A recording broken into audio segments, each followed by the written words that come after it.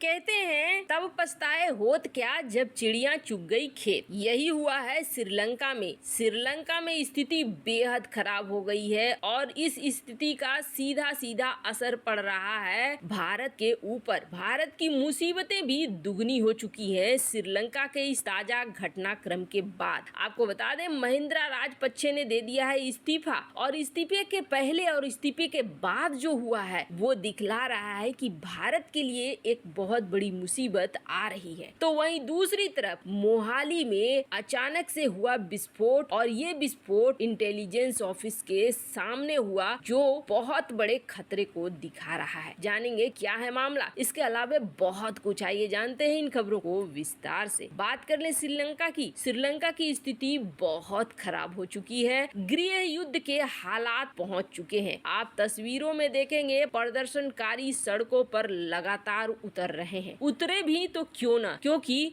जब खाने पर बनाती है तो प्रदर्शनकारी ऐसे ही सामने आते हैं। हालात इतने बुरे हो गए कि श्रीलंका के एक मंत्री की जान भी चली गई है और उससे भी बड़ी बात यह है कि भीड़ इतनी गुस्साई हुई है कि 12 से ज्यादा मंत्रियों के घर फूंक दिए हैं। बहुत ही बुरे हालात पैदा कर दिए हैं। कथित तौर पर तो एक मंत्री को कार समेत पानी में झील में फेंक दिया और इसके अलावे एक मंत्री जो भीड़ पर ही फायरिंग करने लगे थे, भीड़ ने उसको मार दिया। ये सब कुछ हो रहा है। इसके अलावे सबसे बड़ी बात है कि प्रदर्शनकारियों ने महिंद्रा राजपक्षे के पुश्तैनी घर को भी आग के हवाले कर दिया है और ये कहां, हम्बनटोटा में। अब आप इससे अंदाजा लगा सकते हैं कि किस तरीके के हालात इस वक्त श्रीलंका में हो रहे हैं। श्रीलंका बहुत ही बुरे दौर से गुजर रहा है। जैसे ही राजपक्षे सरकार के मंत्री की जान गई, उसके बाद महिंद्रा राजपक्षे को ये समझ में आया कि अब और ज्यादा दिन तक कुर्सी में नहीं बैठ सकते हैं और उन्होंने अंत में कुर्सी से इस्तीफा दे दिया। लेकिन इस इस्तीफे के बाद भी स्थिति और बिगड़ी। कुछ ऐसे समर्थक जो नहीं चाहते थे महिंद्रा राजपक्षे इस्तीफा दे, वो उतर आए हैं, विरोधी उतर आए। कुल मिलाकर कहें तो राजपक्षे ने ये कहा कि जनता हमारी चाहती है कि हम इस्तीफा दे दें ताकि सब कुछ शांत हो जाए और इस शांति के लिए मैं इस्तीफा दे रहा हूँ, पर वो चीज हुई नहीं, उल्टा और भी ज्यादा चीजें बढ़ने लगी। कुल मिलाकर कहें स्थिति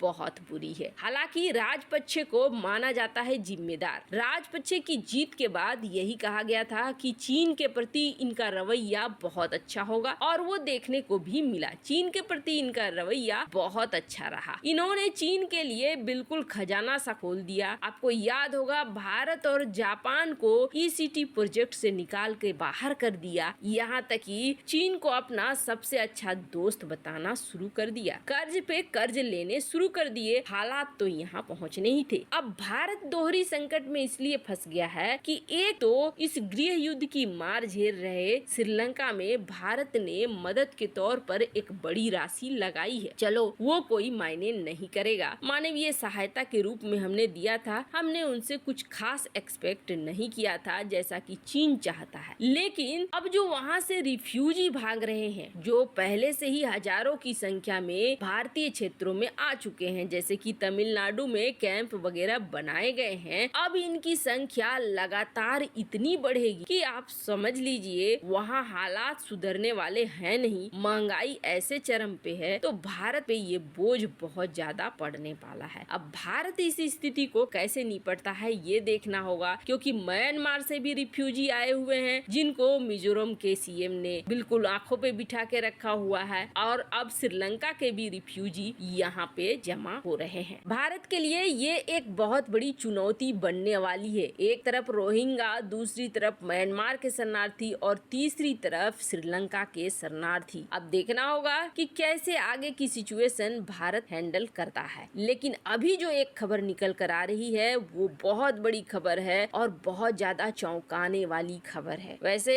हाल के खबरों में हमने आपको बताया था आईएसआई का नया चीफ नदीम अंजुम खालिस्तानियों के प्रति काफी ज्यादा उग्र दिख रहा है कि इन्हें कैसे उकसाया जाए भारत के खिलाफ। इसके लिए एक रिपोर्ट भी कथित तौर पर आई थी जिसमें ये कहा गया था कि पाकिस्तान में जो खालिस्तानी ग्रुप है उसके साथ नदीम अंजुम बैठकें भी कर रहा है ताकि बहुत ज्यादा भारत को परेशान किया जा सके, भारत को अस्थिर किया जा सके। हाल फिलहाल में पंजाब में हमने कई ऐसी चीजें देखी भी जिसमें ऐसा लग रहा है कि खालिस्तान का चर्चा फिर से होना शुरू हो चुका है, पर भारतीय इंटेलिजेंस को ही निशाना बनाने की कोशिश किया जा रहा है। अब ये खालिस्तान के द्वारा किया जा रहा है या पाकिस्तान के द्वारा किया जा रहा है, ये रिपोर्ट अभी निकल कर सामने नहीं आई है। दरअसल हुआ क्या है, पंजाब के मोहाली में सेक्टर 77 में इंटेलिजेंस की एक बिल्डिंग है और इस बिल्डिंग के बाहर आकर एक रॉकेट फटा। ये बहुत बड़ी बात है क्योंकि ये इंटेलिजेंस की बिल्डिंग बहुत ही ज्यादा सिक्योर होती है। और सिर्फ बात ये नहीं है कि रॉकेट आकर फटा, जब उस रॉकेट की छानबीन की जा रही है, जब उसके निकाले जा रहे हैं एनालिसिस करके कि ये रॉकेट कहाँ का है, कैसा है, कि किसके हाथ लगा, तो ये पाया जा रहा है कि